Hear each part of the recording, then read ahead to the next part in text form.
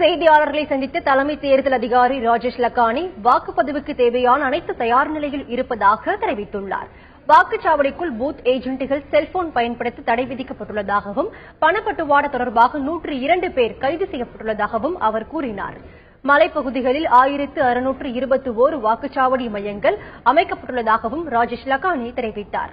3 container லாரிகளில் பிடிப்பட்ட 570 கோடி பணம் தொடர்பாக பல்வேறு கோணங்களில் விசாரணை நடத்தப்படுவதாகவும் இந்த விவகாரத்தில் வருமான வரித்துறை தான் முக்கிய முடிவு எடுக்க வேண்டும் எனவும் ராஜேஷ் லக்கானி கூறினார். டிபார்ட்மெண்ட்ல எஸ்பிஐ அவங்க நம்ம படம் நமக்கு திருப்பி கொடுக்கணும் கேட்டுட்டு இருக்காங்க.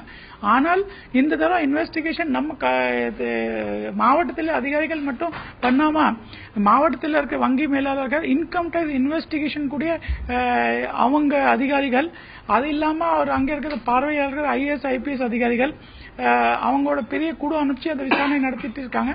இன்கம் டேக்ஸ் இன்வெஸ்டிகேஷன் இனிமேல அதை மட்டில மேல் நடவடிக்கை அதை சரி பார்க்கறது பண்ணி அதை கேட்டிருக்காங்க. தொடர்ந்து சிஜிஎம் எஸ்பிஐயும் அவங்க நம்ம பணம் தான் அவங்க ஆர்பிஐ கிட்ட அனுமதி வாங்கியிருக்கோம். அனுமதி வாங்கினது லெட்டர்ஸ் ஆவணங்கள் நம்ம அங்கே மாவட்ட குழுக்க கொடுத்திருக்காங்க.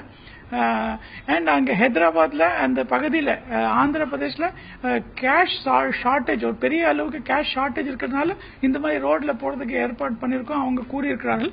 இந்த எல்லாம் நம்ம மட்டும் இல்ல, இப்ப இன்கம் டேக்ஸ் இன்வெஸ்டிகேஷன் டிபார்ட்மெண்ட் ஆராய்ந்துட்டு இருக்காங்க. அவங்க முடிவு பண்றதுக்கு அப்புறம் அவங்க என்ன நமக்கு சொல்றாங்க அந்தபடி அது நடவடிக்கை எடுக்கப்படும்.